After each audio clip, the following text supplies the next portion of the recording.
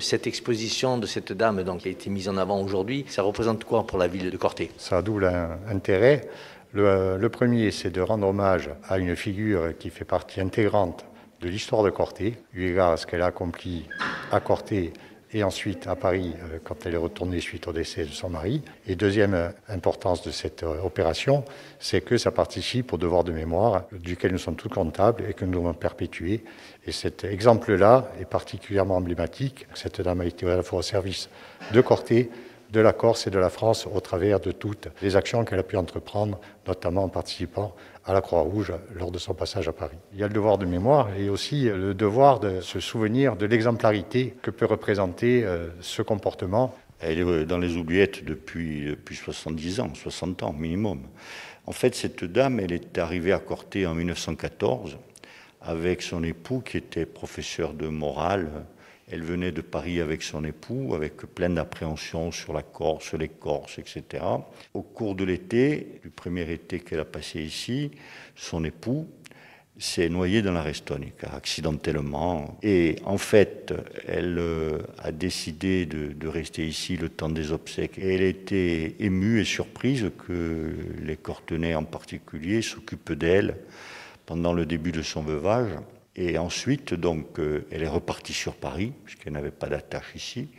Et elle s'est engagée dans la Croix-Rouge en tant qu'infirmière, avec une mission qu'elle s'était fixée, celle de visiter les Corses hospitalisés. Elle a relaté ses visites dans un certain nombre de journaux insulaires, dont le Petit Bastiais, le Coulombe, etc., où il y avait des pages entières qui lui étaient consacrées. Elle avait suscité même des sentiments un peu de racisme anti-corse dans les hôpitaux où elle passait, puisque ne comprenait pas qu'on s'occupe de nos compatriotes avec autant de gentillesse et d'opportunités, je dirais, qui était une opportunité qui était nécessaire pour les familles et pour les blessés eux-mêmes. Il y a des lettres de remerciement de blessés lorsqu'ils sont revenus en Corse, qui lui ont écrit pas mal de correspondances.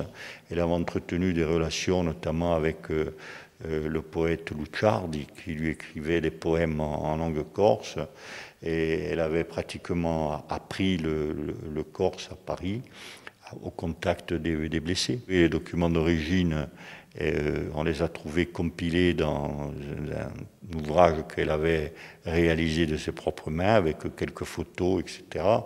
Mais ça, c'était peut-être le départ. Mais ensuite, il y a eu Francesca Chilighini qui a fait un remarquable travail sur cette dame. Elle a pu donc beaucoup compléter. Elle a fait un travail d'anthropologue qui a abouti à la rédaction d'un ouvrage qui s'intitule « L'infirmière des Corses ». Nous, ce qu'on souhaite, c'est qu'à Corté, on puisse, puisque c'était son lieu de résidence lorsqu'elle était en Corse, que Corté puisse perpétuer cette mémoire en faisant un geste, quelque chose qui marque son passage ici, en remerciement de son action.